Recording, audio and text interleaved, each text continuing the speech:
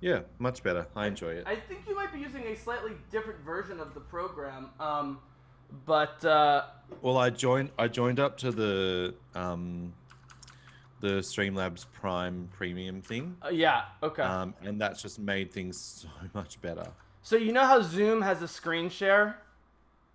Yeah, So if you ever need like extended help, it's so easy for us to just connect and then you just screen share whatever you got going on. I can walk you through it. I'm a super nerd. I just installed new fans on my tower today and shit. So okay, so we are at 7:20. If this continues to be a problem, we'll figure something out. But it's definitely Twitch. I don't think it's you. Doing a speed test always helps, but we'll just jump right back in. But I will say, dude, to bridge the video games, a couple things, general things. First of all, at least on the PlayStation end, this is happening exactly how the last generation happened. The difference is PlayStation 4 has had good games all the way throughout, but at the end of PS3, they knocked it out of the park when they seemed like it was a dead console. Ended up selling a ton of consoles with Uncharted and Last of Us. Now with Last of Us, Ghost of Tsushima, and some of the other games, again they're knocking it out of the park late in its lifespan. And even Horizon Zero Dawn, which did not need to come to PC. I want to talk about that. Of all the games, that did not need to come to PC. Not surprisingly, it had bugs. But, you know, they fixed the bugs within a couple weeks as opposed to a couple months, which is what happens with most companies. And people I know that have not played it and playing it on PC are absolutely loving it. And Death Stranding as well. So this is all gravy. And so the games we're going to talk about are on all systems, the DC games. But just to do a general bridge in, with the new systems coming out, obviously this is one of those economic things that's not really that affected by COVID because everyone can order online their systems, right? And so you don't need to go to the store anymore. For better or worse, you can order from Amazon or whatever. Where are you at the end of the life cycle here? Are you still playing consoles, or are you like me, mostly PC with some Switch at this point? I'm still consoling it up, so I'm still playing Assassin's Creed Odyssey, which I'm sure we'll talk about, on Xbox One X. That's going to be one of your getting a "I told you so" out of me. Yeah, go ahead. We'll get to that. Yeah, we'll get to that. We'll get to that. Yeah. Still playing a lot of Switch, but mainly like I've been sent like a ton of indie games to review on PC. So I've just been like churning through those and really just like sitting in my chair, really enjoying it. I really should stream them, but they're really like, oh, don't stream until it's out. So it's a little bit tough.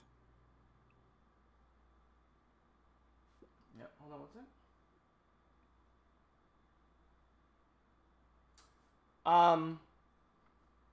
So But yeah, obviously, I did a speed test. My speed's fine. so you know, I'm going to tease the obvious, which is 2 years ago, PlayStation was kicking the crap out of Xbox in terms of sales.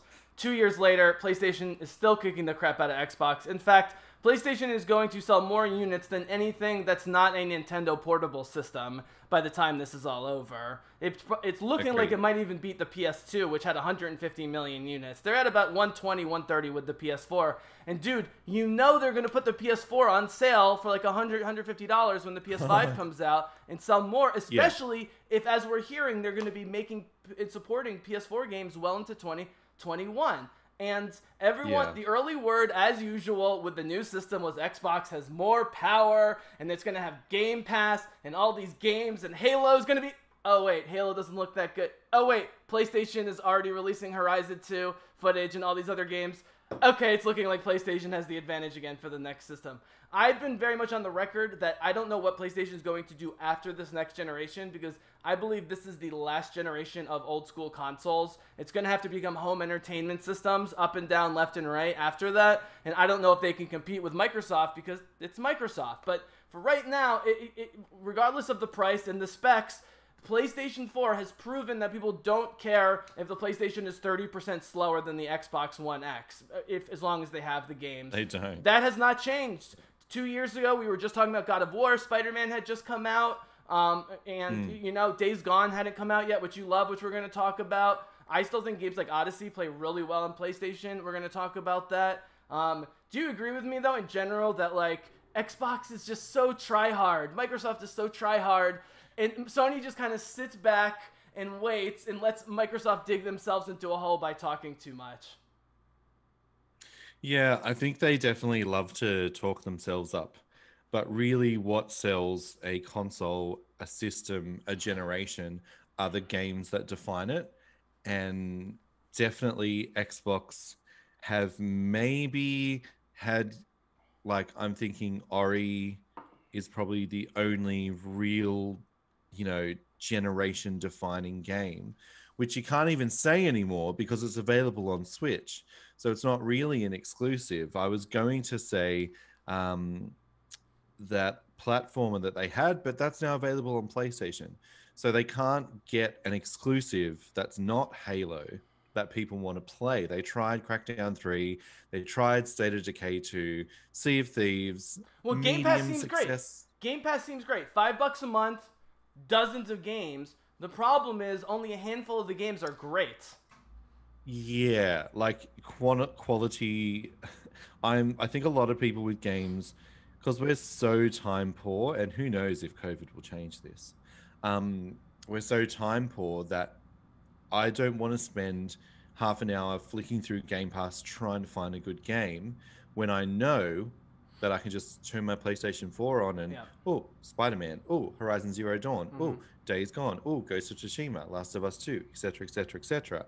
Like, hit. I don't need to find it. It's there.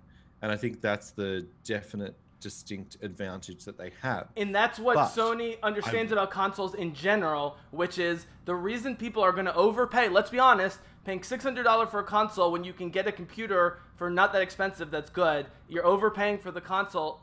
But the reason they do it is for what you described, which is sit down, turn on, disc in, not even disc in anymore, turn on, sit back, right? It's the I've worked hard all day. The last thing I want to deal with is Windows booting up and updating its software, and I can't play anything. Yeah. Yes, your NVIDIA having to update and optimize everything. Right. And then by the time it does that, you're just over it. Yeah, a bug on a PlayStation game is like a little choppy, and they patch it in a week or two. Bugs on PC can go on for forever. I mean, they still have problems with all the Elder Scrolls games. Well, really on all the systems. I hate Bethesda. I don't hate Bethesda, but their quality control is awful. That's a separate topic. They've taken a turn, haven't they? Well, actually, Alaisdair, so we talked about when we were growing up that we grew up in the same generation, that we played Sega and not Nintendo for a while, and that defined us. But we also talked about loving the LucasArts point-and-click games, Full Throttle, Sam & Max, Maniac Mansion, Indiana Jones, The Dig, Monkey Island, etc., but also Doom with the various mods and so forth. So what's interesting with me and you, dude, is we started PC Master Race, and then we've been console guys, and now we're going back at PC Master Race. I want to talk about, at the end, about PCs and about your getting back into PCs, because that's a big topic that I'm interested in, because it has totally taken me away from the PlayStation in a way that's less to do with me disliking the PlayStation and more with me just really enjoying being back on the PC. We will get to that. But I agree with you. I think Sony gets, guys, I'm always talking about reading the book Console Wars, which is an unbelievable story that's specifically about Nintendo versus Sega in the early 90s and how Sega was smashing Nintendo to bits, but because Sega couldn't keep a consistent message, and Sega of Japan and Sega of America just were always fighting and couldn't get along, and Nintendo was always one step back, but they were cautious, conservative, but they knew what their product was. In the end, they let Sega essentially cannibalize and self-immolate, and that ended up, along with Nintendo, doing things like Donkey Kong Country, which looked amazing on the Super NES at a time when they didn't think that was going to be possible, and stuff. But dude, the famous story was, that's the Sony guys who were working with Philips, who made the original CD-ROMs. Philips and Sony were like playing all the sides. There was a time when Nintendo was gonna get the deal for that version of CD-ROMs, and they passed. And Sega, the American guy who was the genius, Kalinsky, wanted to do it. Sega of Japan says, no, that's too far out. We're not doing CD-ROMs. That's not the future. Of course, they were wrong. And eventually, Sony says, you know what? Why don't we start our own system? And this guy, Olafson, who was sort of the PR guy for Sony, it was E3 or whatever in the mid-90s when the PlayStation 1 launched. This is a true story. Nintendo did their big spiel. Sega did their big spiel. Olafson got up on stage and just said, after the other systems had announced like $399 or something or more for the new systems, Olafson, people had already heard it was a better system, just leans in the mic and goes, $299, and walked off stage. Mic drop. And at that moment, Tom Kalinske, who ran Sega, knew that they were fucked because they already knew the PlayStation was a superior system and is going to be cheaper or whatever. So guys, read Console Wars if you're into that stuff. So okay, video games now. We're going to talk about DC. Let's do a hard turn into DC. We've got 2 DC games. One which I'm obsessed with and drove me crazy in the best ways possible. I've seen it a million times, and I can't believe I didn't see coming. The other one looks cool. It's not really my type, but they both look amazing and groundbreaking, both graphically and possibly in terms of gameplay. So, Alaisdair, before we get into the Gotham Knights and Suicide Kill the Justice League game reveals, which were excellently executed by DC at the convention, showing 8 minutes of gameplay when almost no one shows gameplay. Out of nowhere, we get 8 minutes of Gotham Knights gameplay. I have to ask, did you know at all about one or both of these games ahead of time? And if so, what did you know?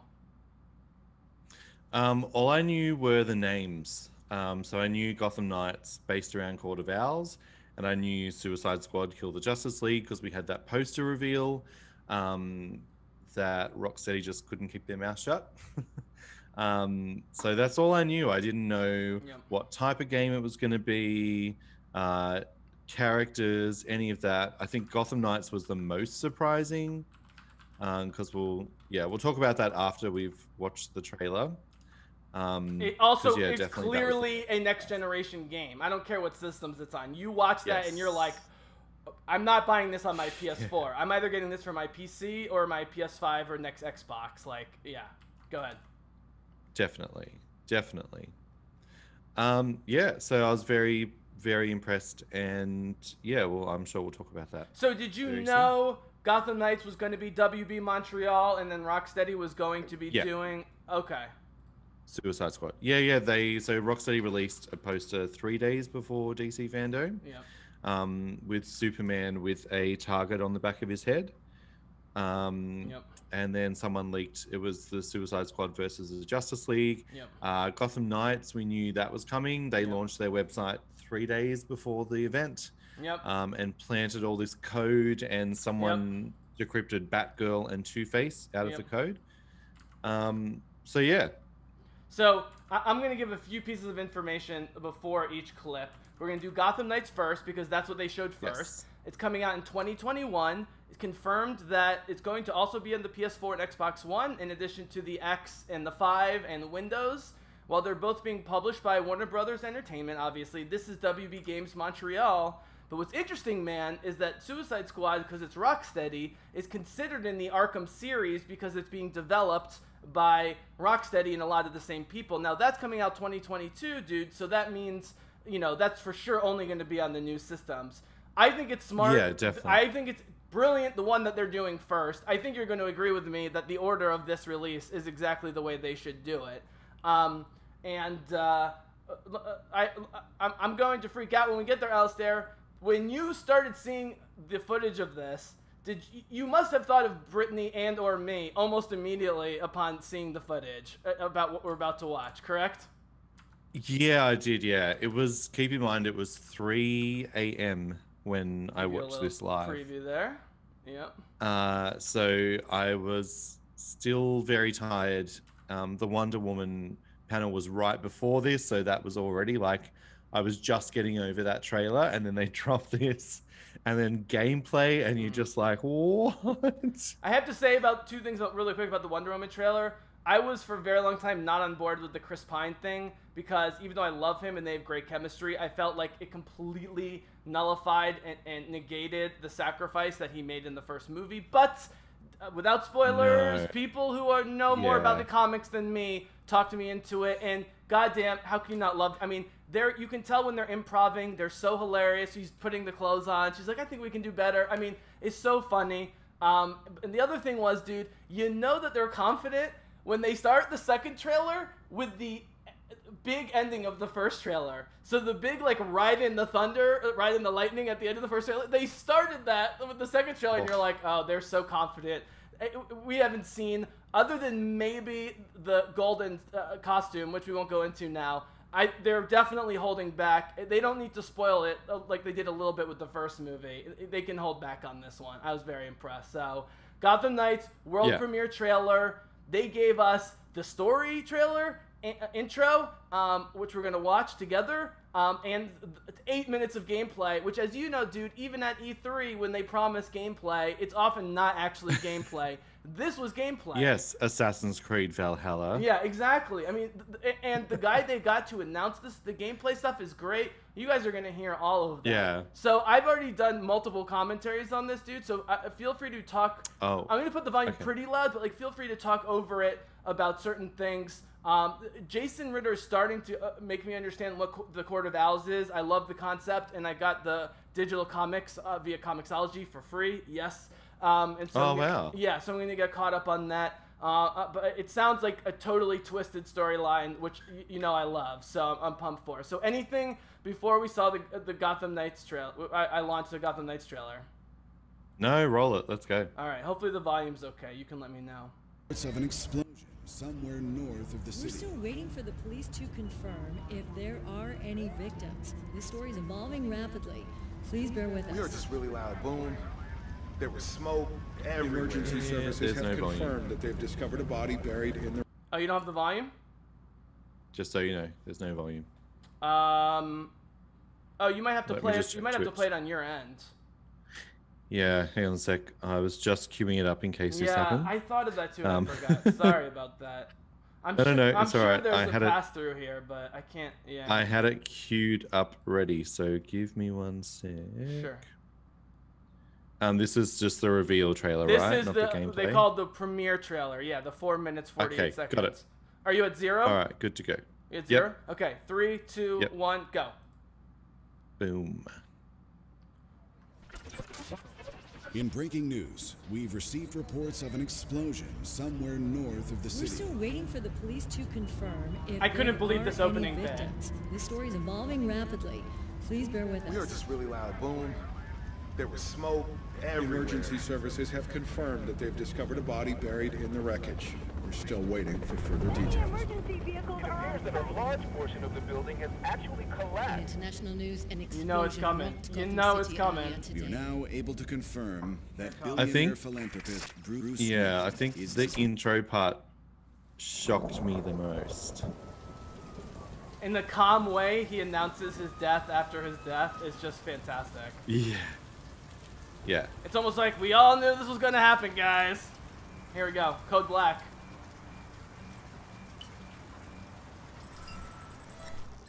Here we go. I love that he looks different, different voice. That's what they should do. If you're watching this, I'm dead. Oh, man. This is a code black. Just like look at the all the features on the face, the eyes, like it's just This message was it automatically looks triggered when next I gen, destroyed the cave and 100%. everything it contained. And I know it's a CG trailer, We both know but it'll it take still long for looks Gotham's criminals to incredible. realize the Batman is gone. It looks like the Halo You can't 2 count on remaster, GCPD. which looks spectacular with the Haven't cutscenes, trusted actually. us since Jim died. Best cutscenes I've seen. Gotham will need its protectors more And dude, than ever. this is the best way to set up Team Batman post I'm Batman. leaving you the This is it right here. operations. Yeah. Some of the technology is outdated. Someone's got to save the city. But it has the gear you need and all of my files. I missed the Barbara Gordon with the Jim Gordon death. Oh I know man. you'll keep Gotham safe. Yeah. Good luck. I know you'll keep Gotham safe. And you're like, all right, baby, let's do this. Let's do this. I thought that was gonna be it. I thought that was gonna be it. Oh baby. Oh really? You thought that was the whole trailer? I thought that was it for both trailers. Oh yeah, dude, the 4 symbols that they're using is amazing. Yeah, I think they're much further along than we thought they would be with the game. So much further along. They focus on Batgirl, but having this first shot a with lot. this first shot with Robin is spectacular. This Matrix shot. Look at that! Oh!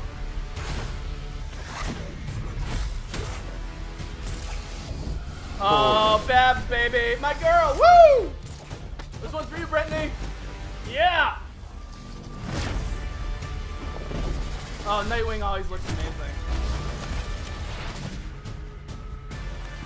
I didn't know about Red Hood, but apparently he's dope. Yeah, he's a bit of a controversial character. Because he's murdering people. He gets overused, and especially in the Batman verse. Dude, as sorry, an not a thing. coincidence. Oh, Nightwing Jason and Todd. Batgirl walking together. Not a coincidence. Those two are lovebirds.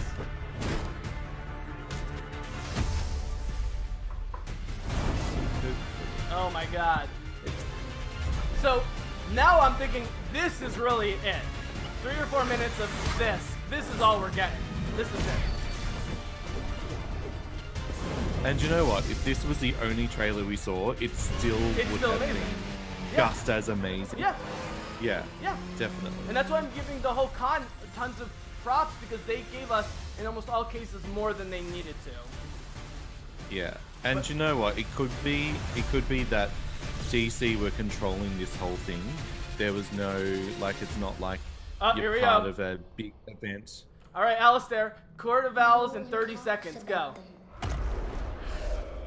What the hell is this scary? Is this like the Prestige with all these extra bodies lying around? Like, what the hell is it coming up? This looks like the Matrix. I don't know if I want to spoil it, because Okay. I feel like it's best explored if you don't know anything. Is this a storyline worthy of a game that looks this great in Epic? Yes, Okay. 100%.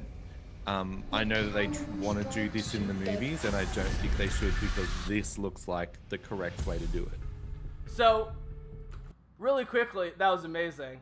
Really quickly, Jason Ritter, who is Batman's his guy, like you grew up with Aquaman, Batman is his guy through and through and through, as much as he loves all DC.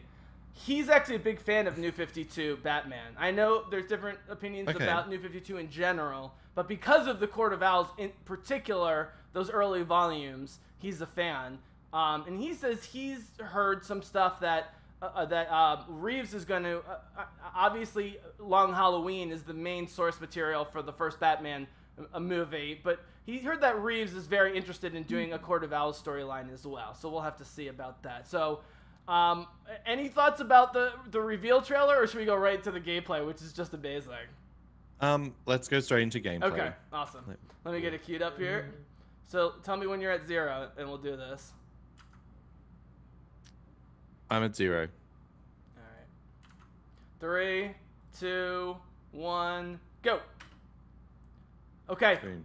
Alaisdair, I didn't know about these games. I didn't know they were happening. I didn't know what Gotham Knights was. I didn't know it was going to be Team Batman minus Batman. I certainly did not know about Barbara Gordon. And I was texting the shit out of you and Jason during this whole thing. I was losing my mind. I have more stories about this, but you were there on ground zero for me losing my freaking mind. Hi, I'm Patrick Redding, creative director on Gotham Knights. Talk for a second. I'll be On right behalf back. of the whole team at WB Okay. Games Montreal, I'm really honored to give you a quick look at our this gameplay. whole thing is like in-game footage. It's not Whatever's CG. causing This is this in-game. is localized at the top. That just We're going to look at a blows short clip from one of my Gotham Knights' villain that it crimes looks in a this pre-alpha build. You guys can very watch keen my to see 10-minute This mission losing is my mind. halfway voice, through the by Mr. way. Freeze storyline, and we're playing Batgirl a dozen or is it so on hours YouTube? into her character progression. Yep, it's on YouTube and Twitch. amazing. They got the perfect guy's voice to sort of do play-by-play without interfering. I mean, this already looks cooler than Arkham Knight. Not just, Yeah. I mean, graphically, yes, but this right here, this is when But I knew. just- Freeze has recently returned to And just Gotham even with a like the mysterious city agenda that looks involves manipulating alive the weather to flash and freeze the populated and real, and whereas the Arkham games they're kind goal of for not. Gotham Knights was that And I players know could it's play Christmas and all it's of not the meant to. game, either But solo or I don't know, multiplayer this just co-op. feels, the Gotham in this already just feels alive and thriving. So that's exciting for me. It feels like a different version of Gotham. Between the Robinson teammates had in the access to co-op, but Justice League also the satellite way they're for short-range teleportation. discussing this, and you got Alfred coming in to talk about stuff. This is going to be a mission-based game that's more role-playing game than Arkham, right? Arkham is you swing around, you beat up some guys, there's a quick mission, you swing around, you beat up some guys. This whole thing is one long planned narrative mission. And while this is clearly Assassin's Creed stuff here, man, where you see their level, right? Like, I think red, I believe red means you're out of, if it's black, you're in stealth. If they're red, they can see you. You can see the damage they're doing. You and I love Assassin's Creed. We'll get to that later. This looks amazing. The fighting, it looks way more dynamic and fun than the Arkham games. But the narrative aspect of this with the 4 characters, and the fact, dude, they have to write stories for all 4 characters as the lead for this, is just this unbelievable undertaking. Go ahead. And I love that Montoya is in it. The storm is getting worse. You need to hurry. Love it, love it, love it. This game is bigger than arguably than anything they've ever done, unless it's much shorter than I think it is. How did they keep this mostly under wraps for so long? Because no, they haven't done anything since Arkham Origins that is universally hated. So they've had a lot of time. And same with Rocksteady, though. They haven't done anything since Arkham Knight. And that was like the beginning of PlayStation 4 gen. So they both had quite a long time to get Here we go. We got some Tomb Raider stuff. We have multiple Tomb Raider stuff with her. I meant to do that. If anyone asked, I meant to do that. Such a Babs line. So, dude, in the initial watching, they hadn't announced anyone whose voices, and I kept praising the voice. I'm like, this is the perfect older Barbara Gordon, more mature Barbara Gordon voice. I love this voice. I love this performance. Everyone sounds great. They're all dialoguing with each other. And then Tara Platt, who's one of my favorite voice actors, she does one of the leads in the new Fire Emblem game. She does a lot of voices. She's friends with this woman, America Young.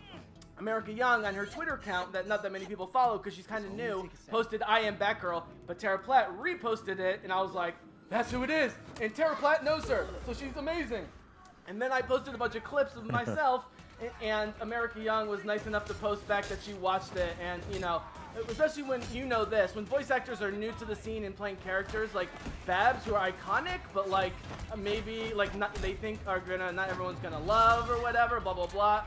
It must be, you know, great to see, especially as a newer voice actress, and she does a great job. Everyone sounds great. They just focus on Babs. So what did you think about the focus on Babs and the voice work in general?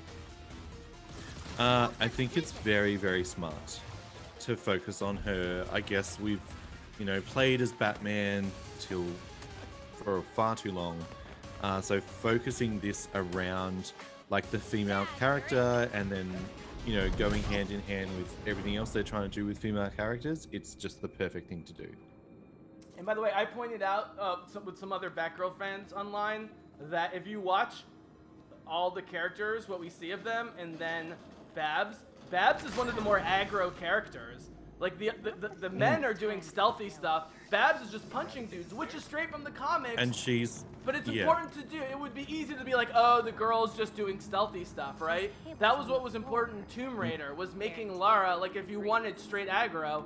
But Babs, while she has some stealthy stuff, is just likely to pull someone up on her zip cord and punch him down on the ground, which I love. Yeah.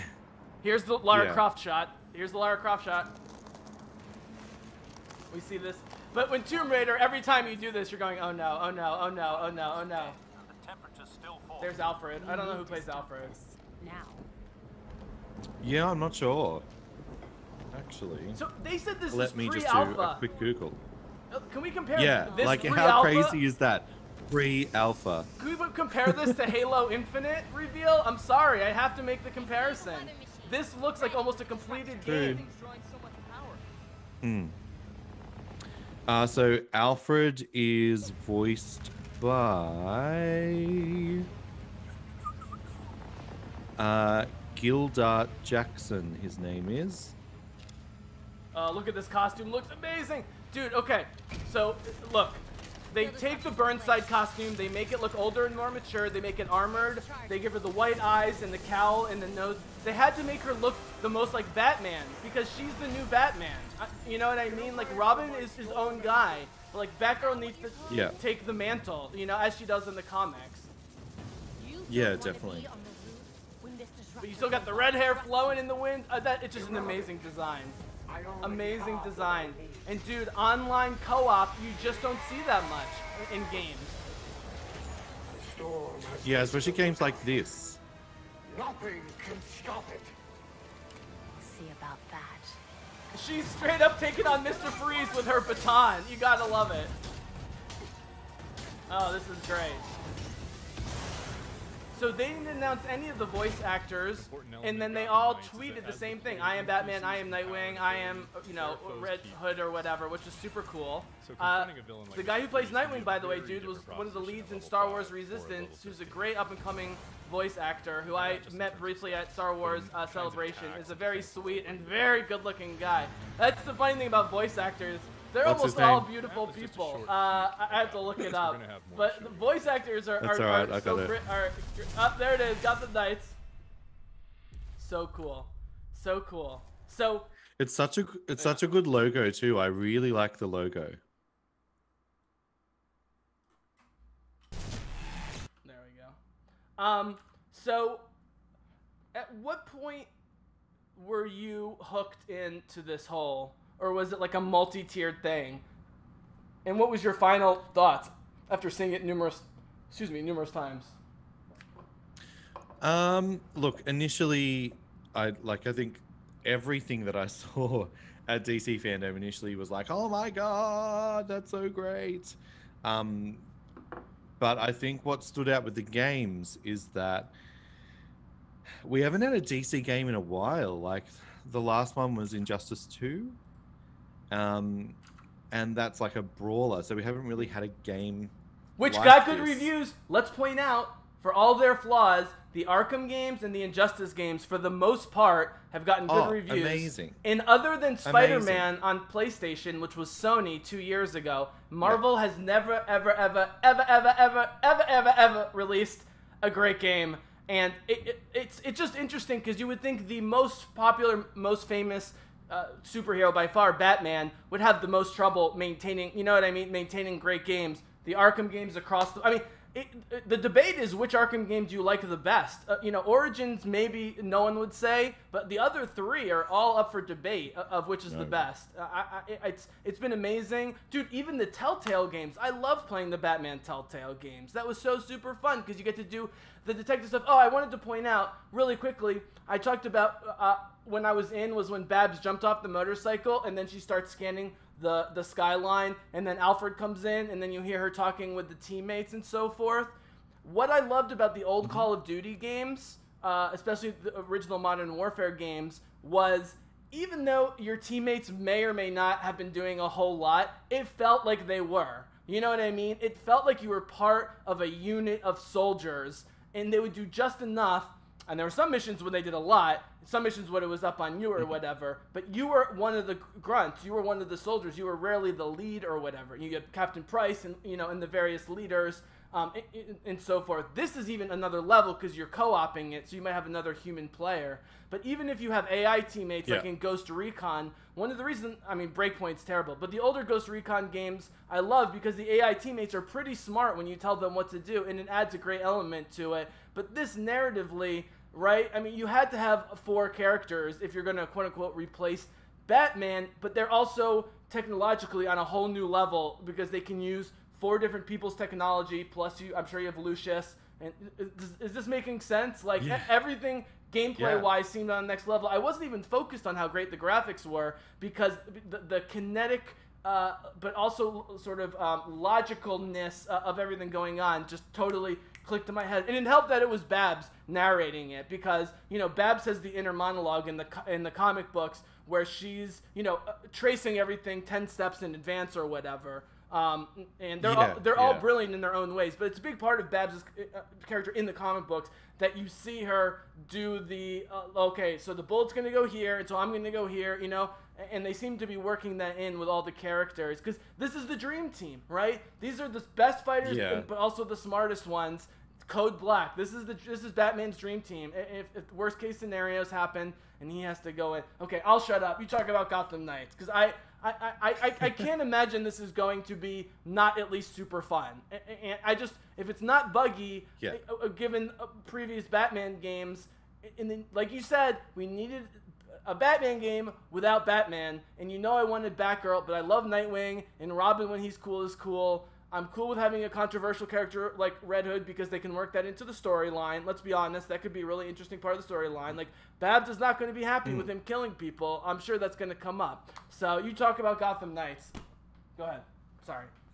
I think the gameplay I'm most excited for too is having that online co-op mission play, and being able to have someone next to me pick up a controller and jump in and jump out, while you're not doing grindy, online-y, fetch quest missions, makes me really excited for this game. And that's something that the developer did confirm.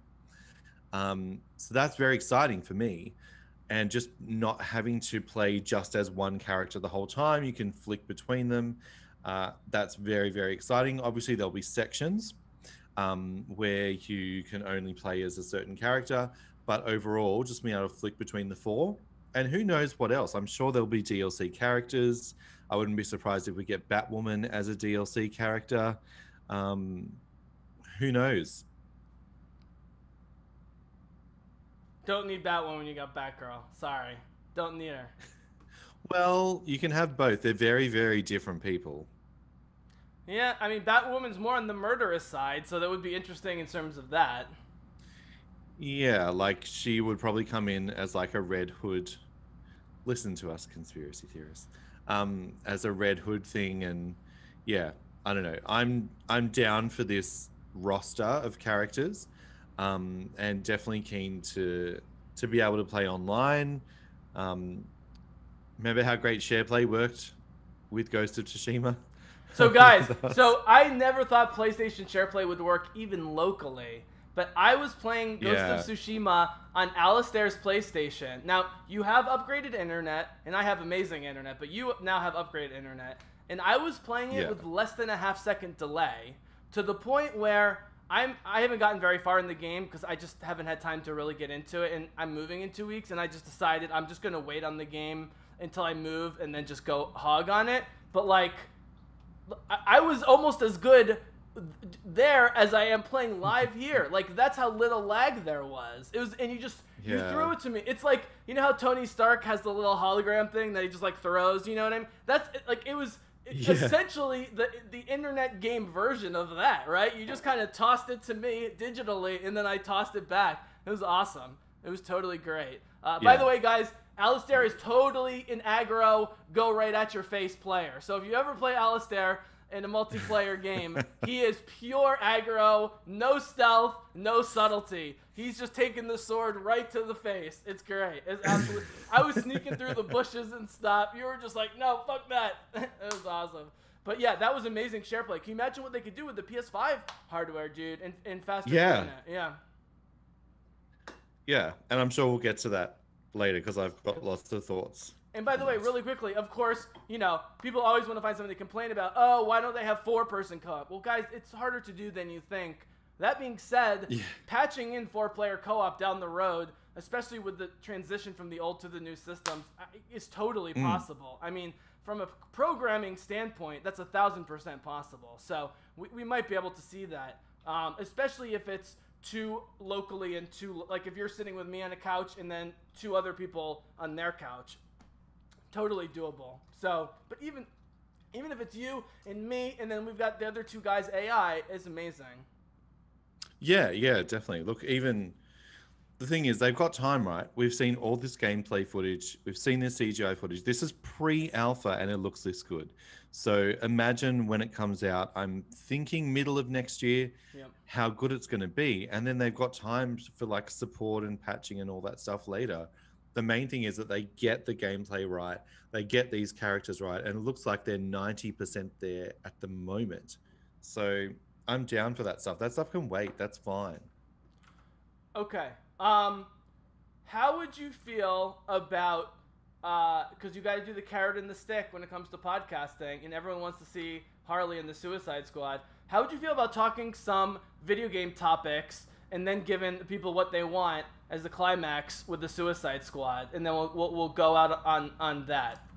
Yeah, go for it. Rather than just doing DC back to back. Does that sound okay? Yeah, go for it. Let's do it. All right, so let me just quickly close out the Gotham Knights stuff. I have the Suicide Squad stuff open for when we eventually get there. So, all right, Alaisdair. So 2 years ago, October 2018, we had our little talk. We talked about politics a bit. We talked the Alana Pierce story, who were both sick of her, but it was a hilarious story about her male fans coming after me to protect her honor because they thought I was going after her with an article that was a satire about right-wingers going after her, and they thought I was destroying her and whatever. And that was my first time of like, all right, let's get off this.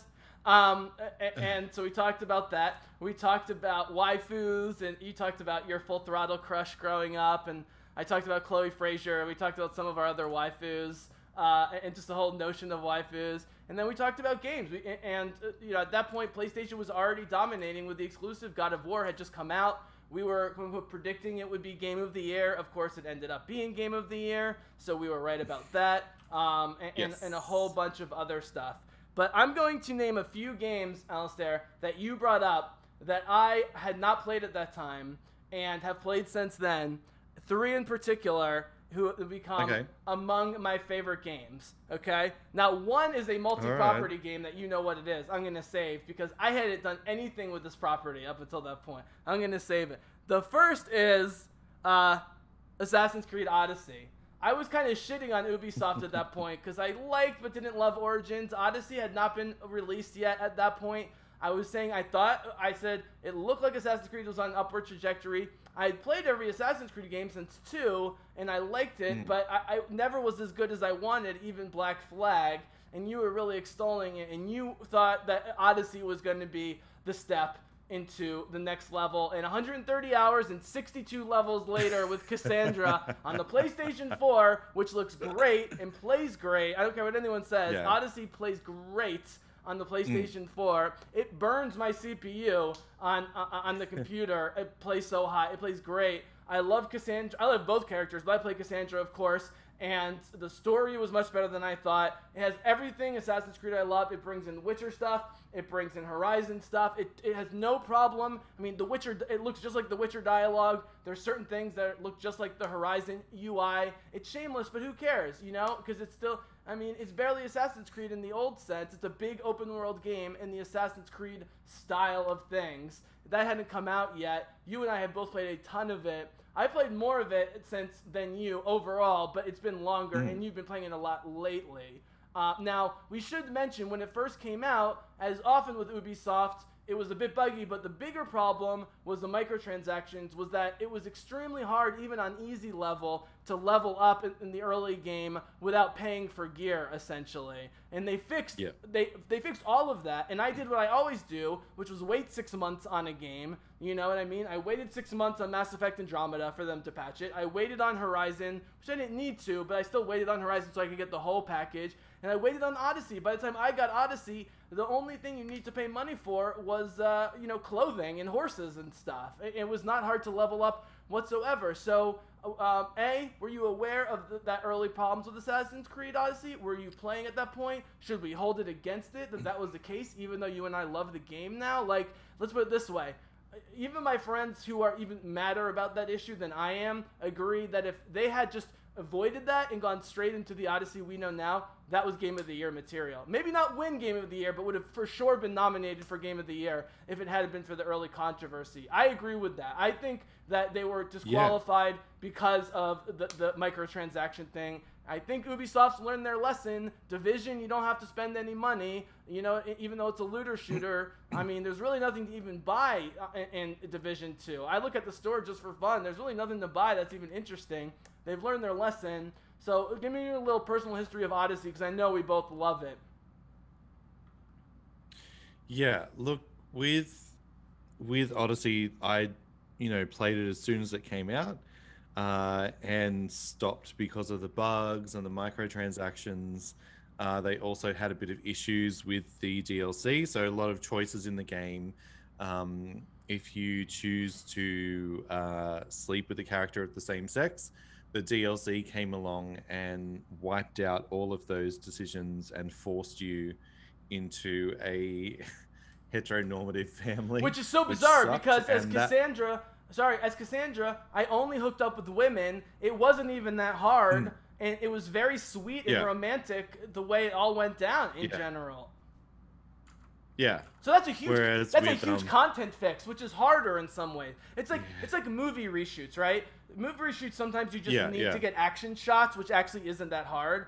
In some cases, the one I always use is Rogue One, which needed major content rewrites and reshoots because the characters just weren't dimensional enough. And they 2 months with these Academy level actors, giving them much better lines and much better characters, and it was a much better movie. That's content reshoots. That's very hard to pull off. They were very lucky. So you're talking about content reshoots essentially, which is very hard to do. Go ahead. Yeah. So I played enough to write a review and then put the controller down. And then I think it was like Christmas. Yeah, Christmas last year. I had like 3 weeks off and I had not much to do. And yeah, I was like, all right, let's pick it up again, and just got sucked into it. And I've been playing it on and off ever since. I really don't want it to be over because I'm really enjoying it. So I'm trying not to barrel through it too much and just kind of explore. It's and never over, you know, is the great get everything down. And yeah. Well, obviously I've got a time frame now, right? Valhalla comes out in November, so I need to be done with this game before November. So yeah, that's where I'm at the moment. So I just hit level 4. What I found here. What did you find? I found you playing Assassin's Creed. Oh god, you're gonna show clips of when I was shit, aren't you? 35, yeah, this will be the shit clips. You get to see Alaisdair. Do you know what's really funny? Yeah. Is I only found out the other day that so I got confused why they were calling him Mystios and not Alexios all through the game. And I thought Mystios was like a nickname. It means mercenary. Everyone I know, but I was just like, oh, that's a cool nickname. And then I only figured that out. When did I play? Last night. Well, not to mention, like, no. When you play Cassandra, he has yet another name because he's the bad guy. I assume Cassandra's the bad guy when you play him, right? I assume she's the bad guy. Yes. So correct. I don't know if she has the same bad guy name. I would love to see her play the bad guy. I could see it with the voice actress, but it's a little bit of a stretch. Look, getting foreign actors and actresses to do this stuff is awesome. I give them so many props, but like getting ones this good that can play so many versions of themselves and two that are diametrically opposed. Crazy. There's not a lot of Hollywood actors that can do that, man. Let's be honest. I mean, you know, people like in DC television, for example, people have to play evil versions of themselves all the time. But like playing an evil version, you know, like every week. Well, it's like Killer Frost. You know what I mean? It's like you can do that. You know, and a lot of these actors are very good, but TV is a little bit different than hours and hours and hours of video game of playing another side of yourself. You know, like. You know how insane it is, all the lines they have to record, and so forth. So, what is so great about this game? We'll forget the early release problems and the sexuality problems and the microtransaction problems, which they've really all fixed, in my opinion, up till this point. What is so great about this game? Because for me, it's not even that this is the best Assassin's Creed game. It's just one of the best third-person action RPG games I've ever played. Yeah, like for me, it's up there with Witcher 3. Not as good, but it's like on that similar level. I have Witcher 3 and Horizon, and then Assassin's Creed Odyssey, like not too far below, honestly. Yeah. And I really feel like it's the story writing. Like a lot of times with side missions and DLC, I flick through the dialogue, like, yeah, whatever. This game, like I actually care what the story is and what the characters are doing and what's happening in the world. I want to know. And for a game to get me to do that and hold my attention is such a good thing. And that I think that speaks volumes about the quality of the writing and the story, which they just nailed. So, again, what puts The Witcher 3 and Horizon above it for me is the fact that those are transcendent, all-time great stories that I would love to see in a movie, in a book, anywhere. Yeah. But this had a way better story than I was expecting. But the difference is, well, The Witcher, look, The Witcher's the best because it has the best central story and the best side stories. Horizon side stories, some good, some not great. The central Horizon story, though, is so transcendent and cool that, you know what I mean? It gets an A+ story-wise for me. This game, central story, because there's a few central stories and there's like 3 different endings and it's a little weird. But these side stories and even the mini quests in this are so much more interesting than you would expect. And I know some people, like, you look here, say the facial animations are weird. I don't care, I mean... It's almost getting too realistic in some games. I almost prefer a little bit more stylized like this. I mean, Alexios and Cassandra look amazing in the face. Were you also surprised? Because Origins had a great central story with the husband and wife tale and their dead kid and so forth, I thought. Yeah, definitely. I loved Origins. And this is what, fueled me into Odyssey. I think the Assassin's Creed games before this weren't on this level, so I was always a bit skeptical about we got to show the water jumping into Origins. But like just the facial animations and like the way, I don't want to get too crass, but like when you play as Alexios and you go to parties and have orgies, just how like rough and rough these warriors were and everything just really translates well in the game. And the naval gameplay, like everyone's like, Black Flag has the best naval gameplay ever. I'm like, do you know what? This game has the best naval gameplay, mate. This game and it's optional, and you don't even have to do that much of it. In Black Flag, it's like you're not so much Navy. I don't do that much Navy because I don't care, but when I do it, it's so fucking fun. Yeah, because you're not being, it's not overdone and, oh, great, I'm back on the boat. Like, you can level up your ship. And this is what I noticed about this. This is from last night. This is what I noticed is that, like, I could level up my ship and all these new cool things were happening on the ship because I hadn't been playing it for a while. So it was a lot more fun to play. So they really nailed this. And the water just looks... Oh, beautiful. Everything looks beautiful. Again, on the PlayStation, look, the best looking game on the PlayStation 4 in terms of it has no right to look that good, I think is Destiny 2. But that's just because Destiny 2 is optimized to an insane level and looks beautiful and everything. But the best game in terms of a game that I really like to play that really shouldn't look great is this game. And the upgrade from this to like high graphics on PC... I want to bring this up with Horizon if we have time for it later. It's not that much of a jump from the PlayStation to the PC. For a non-PlayStation exclusive, that's extremely impressive. There you go. You sunk the ship.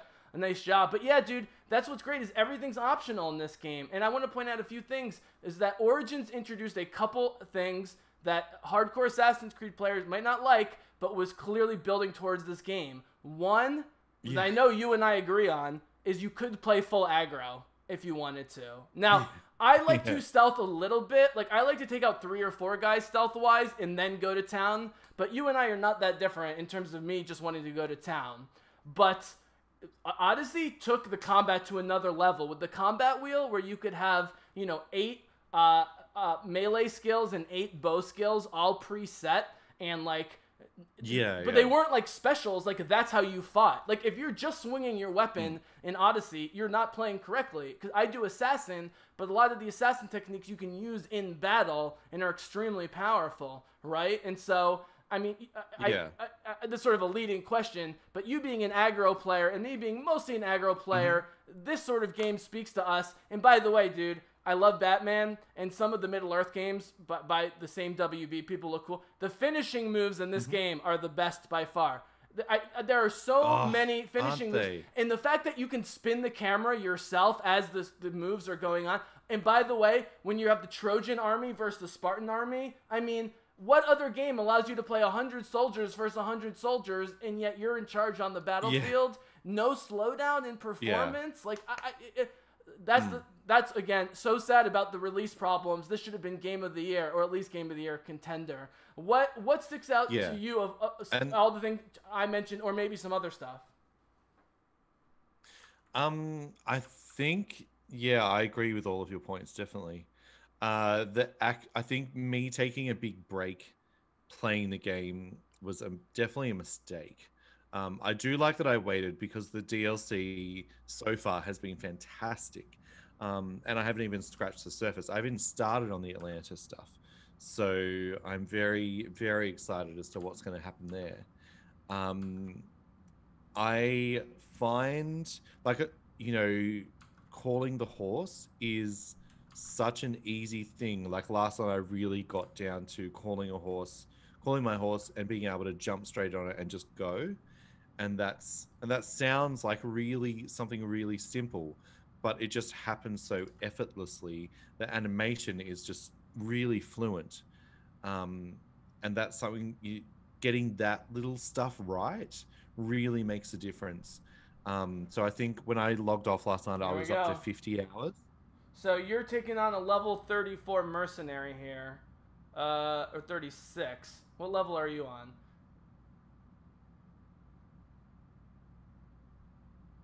I think I was well ahead of this guy. You're murdering him. You're destroying this guy. Yeah, I think I was 38. Yeah. But yeah. So what's interesting is, Ghost of Tsushima, they specifically, for the most part, don't have a lock-on feature. Oh, here we go. The giant attack. Amazing. Well, you can lock on in games like this. I don't ever really do it. I don't. No. I prefer to keep it fluid because you know where he is and where he's coming from. And if there's like a whole, like if you go into like here you go, a castle or a fort and oh, nice. Yeah, in a castle or fort. And yeah, if you like lock on and there's like 5 enemies around you and you take on all of them at once, it's just easier not to lock on, and then you can just take out a few at a time. Very cool. Very cool. How are you feeling about Valhalla? I love Vikings culture. I even like some of the Viking show. I've been to Scandinavia. I just think, for me, Africa, as someplace I've been to and love with origins, and Greece, as someone who studied philosophy in college and loved that, like, Socrates and Democritus were characters. Those two environments I love. The problem is the Vikings were just killers who were very poor with rudimentary weapons, and they expanded because they had nothing. They were living with nothing, and they had to. It's pure economics with them. And even God of War, it's supposedly Vikings, but who's your lead character? He's from Sparta. You know what I mean? So what's your feeling about where Valhalla is? Do we even know where it is? And do you have expectations that it can surpass Odyssey or even meet Odyssey? I'm throwing my expectations out the window. Okay, that's fair enough. Because this is going to be the first game that I play on PlayStation 5. So interesting. Because it's coming out the week after Cyberpunk comes out, and I'm sorry, but Cyberpunk will get my full and undivided attention for who knows how long. Definitely until the PS5 comes out. Unless it's covered in bugs and you have to wait 2 months for it to be bug-free. I'm just being honest here. Yeah. True. I'm sure it'll be fine. I'm sure. I have faith in CD Projekt Red. I have complete faith in them. So I truly believe that it will be fine. So yeah, it'll be my first PS5 game. So I'm throwing expectations out the window. I'm just looking forward, hoping it's on the same level as Odyssey, is what I hope. Absolutely. But I don't know. What about you? Are you going to pick it up, or are you going to wait and see what you want to do the Ubi talk? We should do the Ubi talk. So Ubisoft, in addition to always making good to great games, but seeming to struggle out of the gate with them, in various ways, has also had to fire a whole bunch of executives for sexual harassment and worse things. Before their big event a few months ago, as you know, the day before the big Valhalla release, they fired like 3 more guys just to clean house. This is happening in a lot of companies. It's not just Ubisoft. It doesn't look good. At least they're acknowledging it. You know, the 2 big things are, of course, the sexual harassment, which is happening in Hollywood and everywhere. But with games, as you know, it's crunch, which is working people 100 to 120 hours a week without compensating them. They're not required to do it, but there's so much social pressure in terms of the corporate culture. And let's be honest, dude, even people that we love, you know, like the people at Naughty Dog and so forth, and CD Projekt Red have admitted that they've been guilty of this. And part of the reason Cyberpunk keeps getting pushed back is because CD Projekt Red was like, you know what? We don't want to have to deal with crunch anymore. You guys can wait a little bit longer. This game's going to be great, but we're not going to be slave drivers. You know what I mean, with our company, and that's the right way to do it. And even Last of Us was a little delayed for similar reasons. You know, Neil Druckmann is known as a slave driver at Naughty Dog, but they're gonna, you know, let's be honest. Part of the reason they had to start Uncharted 4 from scratch was as a result of the slave driving. You know what I mean, and not getting it done. So Ubisoft has had some problems there. Ghost Recon Breakpoint is the most disappointing game since I started playing video games again, because I love Wildlands. It's a totally flawed game in which the story makes no difference. You're just killing drug dealers, but it's beautiful. The shooting mechanics are spectacular. It combines third-person movement, first-person shooting, which I don't know why more games don't do it. It's awesome. The shooting mechanics are great. You know, like, just if they modeled a huge chunk of Bolivia like to a T. I mean, you can see the original topographic map and everything. And, you know, people, of course, like all those games, like, oh, it's political, it's, you know, pro-U.S., blah, blah, blah. It is sort of a little bit, but it actually portrays the situation with the drug dealers and the government pretty accurately. And it turns out that your handler is, like, kind of pretty corrupt. And that's sort of the point. And that was supposed to lead into Breakpoint with the John Bernthal character, who was a good guy who turned against the U.S. because of the corruption of the CIA and so forth.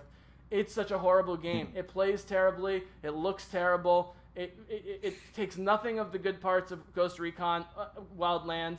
It's absolute disaster. My theory on this, dude, is they are putting so much into Far Cry games and so much into Assassin's Creed games. And The Division 2, which, by the way, was one of the cleanest games, multiplayer or not, at launch of all time. There's been almost no major bug problems, even though it's a multiplayer game. Division 2 is super clean. So between all of those properties, I just don't think they're focusing on Ghost Recon. They shouldn't have even done it. They should have stayed with the Division 2. I'm not a Far Cry guy. I've played some Primal with your recommendation. I think it's really cool. I have to get back into that. But yeah, I mean, Odyssey, for me, it was just the world and Cassandra and everything around her just totally grabbed me. And I'm going to keep an open mind about Valhalla. But dude, even Cyberpunk, I love CD Projekt Red from The Witcher 3, which I have something to say in a second. But like, I'm not the guy to pre-order. The only game I've ever pre-ordered was Jedi Fallen Order, Star Wars, because it's Star Wars, but I knew it was good from insiders and people I know. I was just like, I knew this game was going to be good. I knew I was going to buy it. But that was literally it. I never pre-order any game, and games are usually buggy on launch. So if Valhalla's awesome, hell yeah. I really like Origins. I love the fuck out of Odyssey, and as long as I can play my female character in Valhalla, sure, you know. Do you mind if we talk Cyberpunk really quickly? Which is, when we broached this 2 years ago, you and I were like, we're excited about this game. We kind of wish they were doing Witcher 4 instead or at the same time. We sure were. But that was also, dude, if you can believe it, 2 years ago, not only had I not played The Witcher 3, I had not read The Witcher books. So within 6 months of that podcast with you, I played The Witcher 3 all the way through, 150 hours, read all the Witcher books numerous times, and made my prediction that if Netflix, they had just gotten Henry Cavill, I love the production team, and that's when I made my prediction. I said, if Netflix does this series right, it's going to blow people away and going to be one of the biggest shows in the world. It's happened even way faster than I thought. And let's be honest, people wanted to replace Game of Thrones and kind of wanted to forget about Game of Thrones, you know what I mean?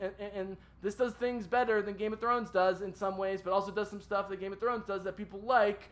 Now they're doing multiple shows. We got the anime show, we got the prequel show, we got various games, blah, blah, blah, blah. I guess what I'm saying, man, is I'm not worried about a Witcher 4, 5, and 6. It's going to happen at some point because everyone's on this. Like, you don't see this that often where the author, the TV production team, and the video game team seem to, at this point, after hammering out a few issues, seem to all be on the same page about this property. And that is, and I mean this as a compliment, dangerous to other companies because that property was already huge. But, like, now you got the people reading the books, playing the games, watching the show, listening to the audiobooks, which are spectacular. This property, there's no limit because there's much better material and more of it than Game of Thrones, in my opinion, where the books aren't that good. Game of Thrones was all about the HBO show. This is already going in so many directions. Just your general thoughts about The Witcher.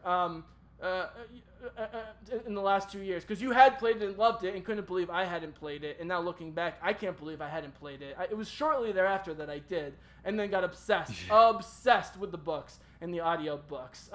Just open forum about The Witcher games or otherwise.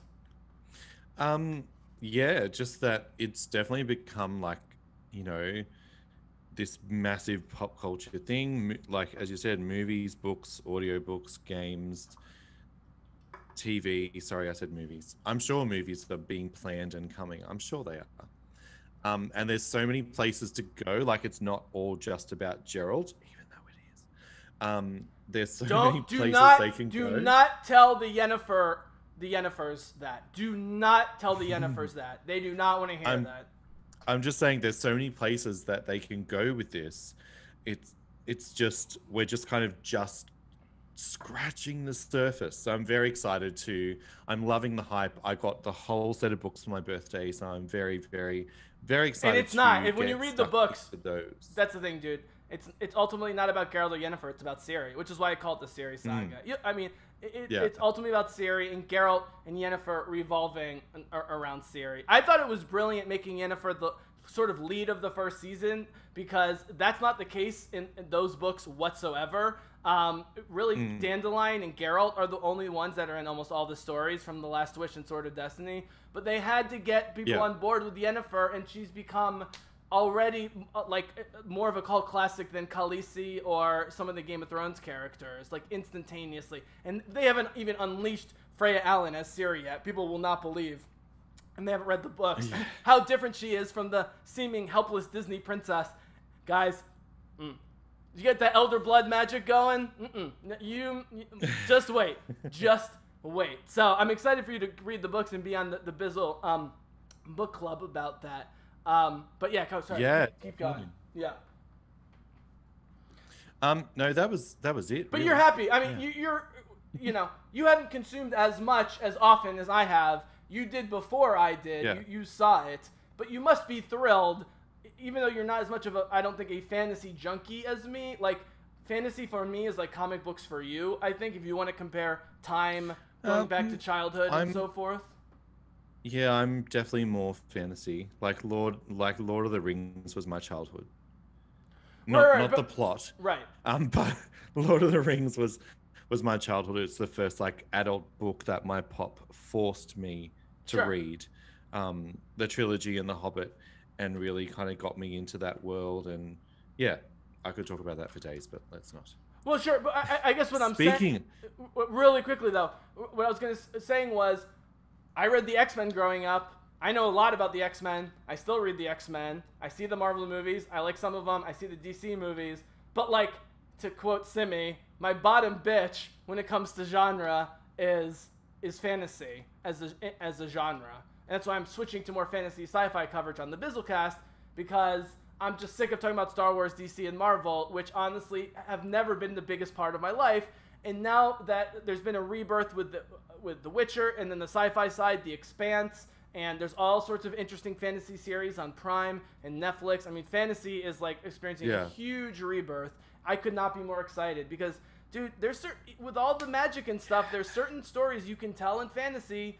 You know, like The Witcher talks about genocide and ethnic cleansing, you know, in ways that people can digest that you wouldn't want to in like a realism modern fiction book, right? You can talk about some of those issues. Yeah, what were you going to say? You were about to do a transition a second ago to something. Lord of the Rings, childhood fantasy. You were about to transition. You said you grew up with Lord of the Rings. Yeah, so it's kind of like my first foray into the whole thing. So. Oh, and by the way, I think that feeds into Odyssey being awesome too. Because even though it's based on Greek history, when you add all the Greek mythology with the giant beasts and the cyclopses and everything, and it feels like it feels like the Iliad. It feels like the Odyssey. Like they towed. Like there's one scene in Origins where you fight a giant snake, you know, and it's like really on the nose. It's like, oh, we're in Egypt with the asp. It's a giant snake. Doesn't really have to do with the mythology. Here they take everything good in the Iliad and the Odyssey and make it come to life. When you fight a giant cyclops level 40, you're like, oh my god, I'm about to get my ass beat. Even like there's like last night I did the Sphinx, where the Sphinx comes to life and you have to solve the puzzle. So there's 3 endings to the game essentially. I don't want to comment on that because there's some spoilery stuff. Yeah. Sorry. No, it's fine. Okay. I just want to point out, you were talking about earlier, there's the family story, there is the secret society that's going to take over the world story, and then there's the Atlantean story. I have beaten the first 2, and I've gotten to the Atlantean, but I went back on my save, because for the Atlantean, there's some the present day stuff, and I was not nearly ready to stop playing. And so I actually have done everything up to the final Atlantean, 3rd and final story at level 62, which won't be a problem, but I want to explore this world and keep playing. And that was another thing we talked about in the old podcast, dude, was open world games, which is there's certain games that are just meditative to run around, whether it's Horizon, or Odyssey. Now, The Witcher, I don't think is one of those games. I think The Witcher survives because there's so much good story, and there's so much good story everywhere. But running around monster to monster, murdering monsters, it's not the same as running through nature with Cassandra and Aloy, for example, which isn't, I mean, The Witcher's worse. It's just a different experience. You know what I mean? I don't know if you agree or if you have more games. Oh, Breath of the Wild is the perfect example. You can go hours in Breath of the Wild without literally any combat, right? It's called Breath of the Wild. And that's part of the reason people love that game. That might be a transition, but I'm going to let you talk about that topic if you have any. Otherwise, I have a list of games to run through and do quick thoughts on, and then we'll do the Suicide Squad and lead out. But the open world thing, any other? Oh, this is the perfect time. Top 5 games of this generation for you. I was going to say PS4 exclusives, but fuck it. Top 5 console games for you of this generation. They probably are. Yeah, they probably are. To be fair, they probably are PS4 exclusives. Not Odyssey? Sorry, it just cut out there. So not Odyssey then? Not Odyssey? I don't know if I would, just because there's so many on PlayStation that I just like more. Sorry. I believe your top 5 were, if I'm remembering, Uncharted 4, God of War, Horizon, maybe Spider-Man, and Days Gone. Were those the 5? Last of Us 2 would definitely be in there. And I would probably also put Ghost of Tsushima in there.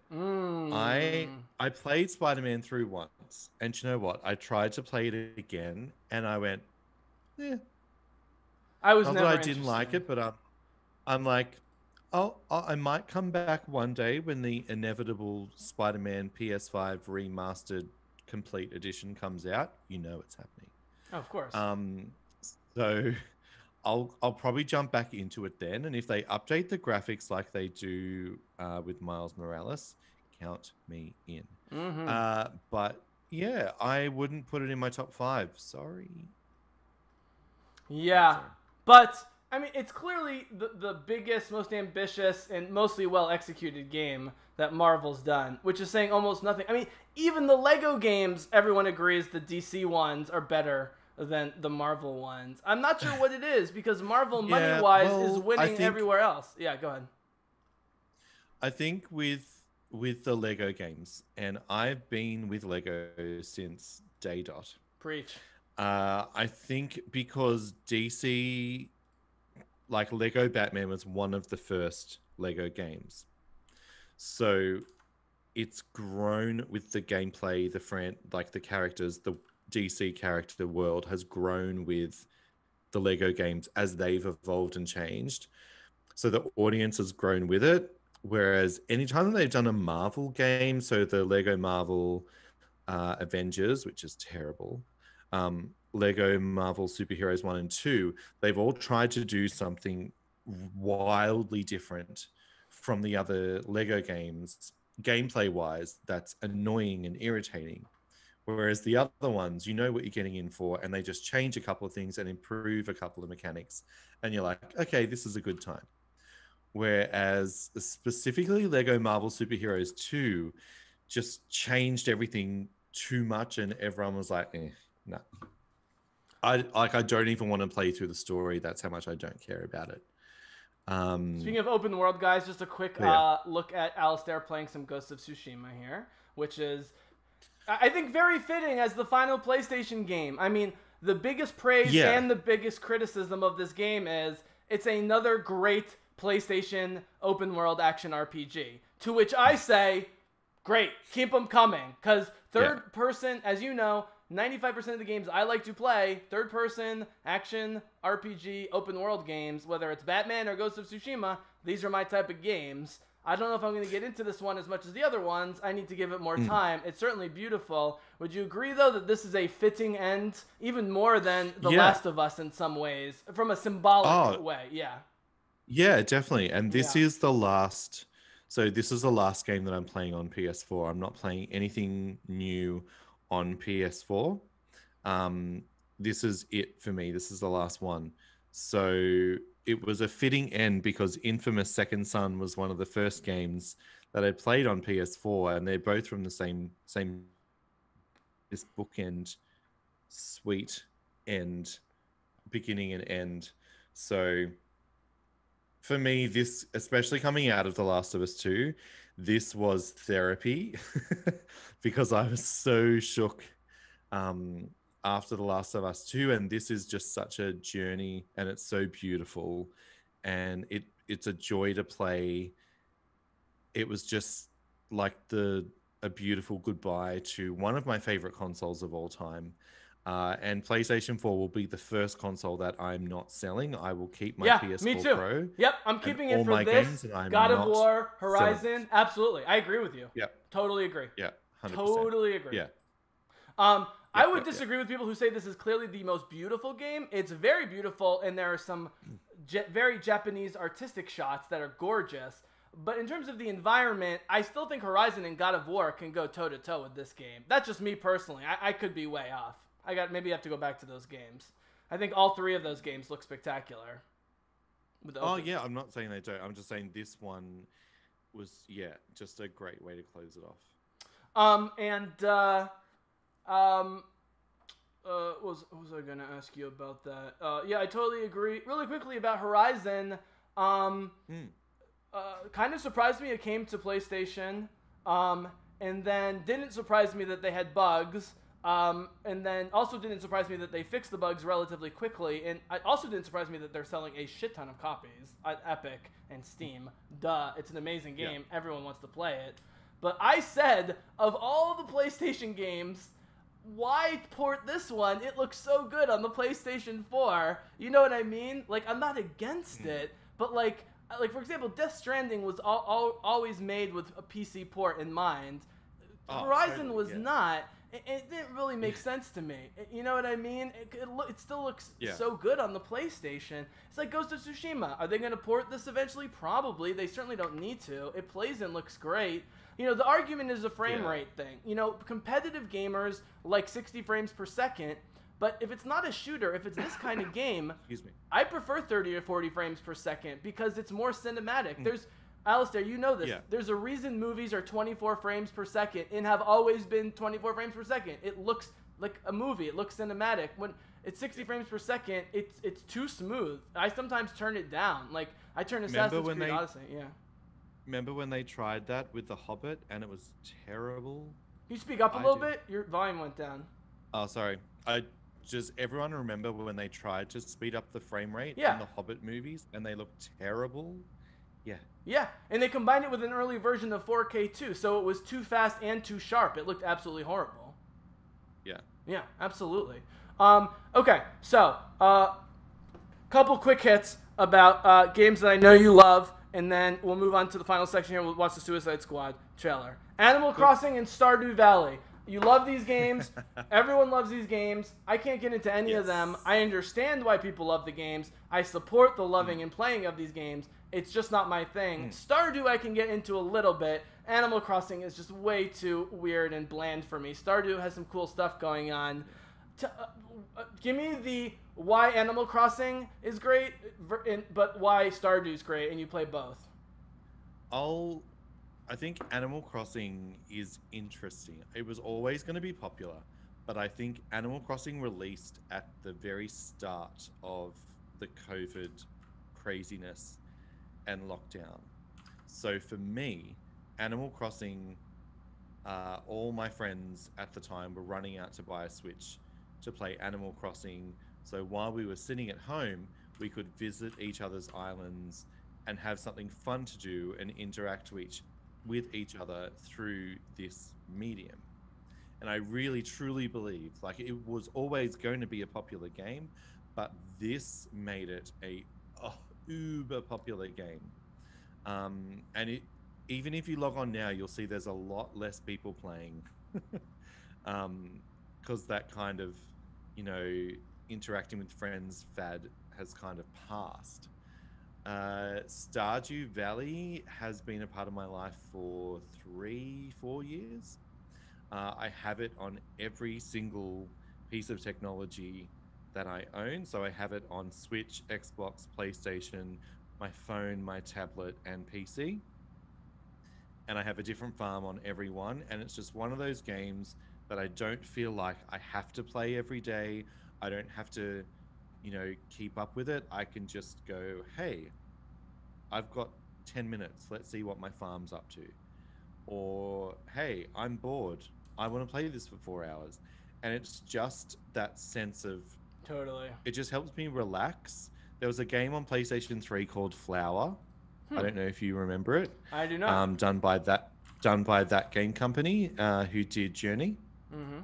It was their game before that, and basically the whole game is, and it's going to sound weird, is you are literally a petal of a flower, and you fly, you like float along in the breeze in the wind, and you collect other petals and go through fields, and there's a whole lot more to it. But it had a killer soundtrack, and I was going through a really, really hard time in my life, and this game helped me relax and de-stress and come back to a place of normal every day. And Stardew Valley is the new version of that for me, I guess.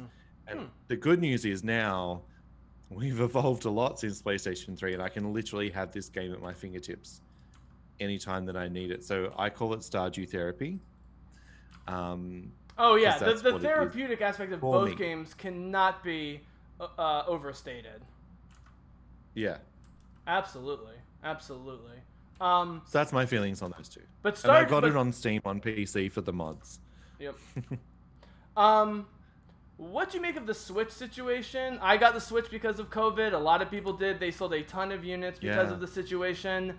It seems they're actually maybe perhaps speeding up the new unit to be... Here's me playing Assassin's Creed with a trident, which I never use, but it's hilarious. Which they, you know, they said that wasn't going to happen in 2021. We kind of thought maybe they would do in 2021. Nintendo always in the, you know, off years. You know, it doesn't release against Xbox and PlayStation. But this is a whole different thing. I thought the Switch was kind of gimmicky, but I also thought the Wii was gimmicky, and that sold a ton of units. And the Switch is doing great. And the fact that I bought a Switch Lite and have no interest in plugging it in and am fine just playing it on portable, I wish the screen was bigger, and it's going to get better, but I think ultimately they thrive on portable units, and being able to plug it in is cool, but they've sold 1 billion plus units between all the DSs, Game Boys, and 3DSs over the years. Nintendo just knows how to do portable gaming, and I think they should keep going with that. Your thoughts about the state of the Switch right now? I think we definitely need a new model. I definitely want, a larger screen, a better battery. I want Bluetooth connectivity so I can connect my, good, expensive Sony headphones to it wirelessly. And I would love an upgraded graphics card so I can play things like Assassin's Creed Odyssey, level kind of games on the system. The fact that The Witcher 3 runs on the Switch still blows my mind. Yeah. That it can run the game and all the DLC. Like, it doesn't look as beautiful as it does on PC and consoles, but it still looks great. It looks way better on PCs, but the jump between Switch and consoles is not as much as you would think. But the jump the jump to a nice PC is from a gameplay. I mean, once I did Witcher 3 with my second playthrough on my PC with my Xbox controller, it was way better from a gameplay standpoint. But as I've pointed out to friends who I talked to who are just discovering it on Switch, because the combat is specifically done in a very small area, like with Aloy, you're on a horse running miles around these giant, robot creatures. It wouldn't work as well. Yeah. Geralt, it's almost like a chessboard, right? It's not that big of a field of battle, and they all converge on you anyways, right? And so you don't actually need a big screen in order for the combat to work. So I always thought that would work, if that makes sense. More so than games with sort of expansive combat areas. Yeah. I'm very interested to see what happens with that. It'll be an interesting time. But yeah, I really hope they do give us another Switch next year. Please. And by the way, now the waiting for Witcher 4, and that is my horse, by the way, guys. I have a Pegasus with purple wings. There's boom. Now the waiting for Witcher 4 is great, dude, because as we know, all the Witcher games are ahead in time period than anything that's been done before. But now they're going to be jumping past, present, and future. But on top of that, we're going to be learning so much more about the universe at large, but also Ciri and everything around the Ciri story, the conjunction of the spheres going all the way back, the history of the Witchers, and so forth. So now getting multiple seasons of Netflix, of which now the writer Andrzej Sapkowski is going to be involved, which was not originally part of the plan. He just wanted them to do something cool, and now they sucked him in because Lauren Hissrich, my girl, the producer, just sucked him in with her passion and charisma, and now they got him, working on the conjunction of the spheres, which is new lore, a fantasy. Like, you can say this happened on Game of Thrones, but that was just finishing an already done story. This is a totally new section of time done by the actual author. It's a huge, huge, huge treat that we get this. And so no reason for CD Projekt Red to rush it. And honestly, whether Cyberpunk is a B+ or an A+, it's not going to make any difference for future Witcher games. The Witcher games are going to be great no matter what, because the storytelling's great. I just hope the Cyberpunk games aren't just Deus Ex meets Ghost in the Shell meets Blade Runner, because I love those properties, but I want something else. I don't love that it's called Cyberpunk, and the fact that they're using it, it's like calling your fantasy game Fantasy 101 or something. We'll see. A little bit of pressure. Have you heard anything out of that camp, or it's just pushing it back? No, just pushing it back. Yeah. Okay, a couple quick ones. So you have not played Fire Emblem, which I've spent 100 hours on. No, I have not. No. It's amazing. I mean, I don't know if you played the other Fire Emblem games, but like everything great about the strategy part of Fire Emblem, you get. But man, does the social simulator part with the Japanese, very Japanese genre, the social simulator back at the castle where you're forming relationships, not romanticness always, but like just in general, relationships is done so well. It's great storytelling. It's 2D artwork that looks absolutely gorgeous. They make the strategy even way more fun and dimensional without overcomplicating it with numbers. I can't speak highly enough. It was robbed not getting a Game of the Year nomination, honestly. In terms of how many genres it brings in, RPG, strategy, social simulator, it really should have gotten a nod. I know you haven't played it. Have you heard anything about it? Is it something that interests you? Because it's always been one of my favorite genres, but it's normally one that I play in bed and just grind out like for fun. This was like a really engaging story experience.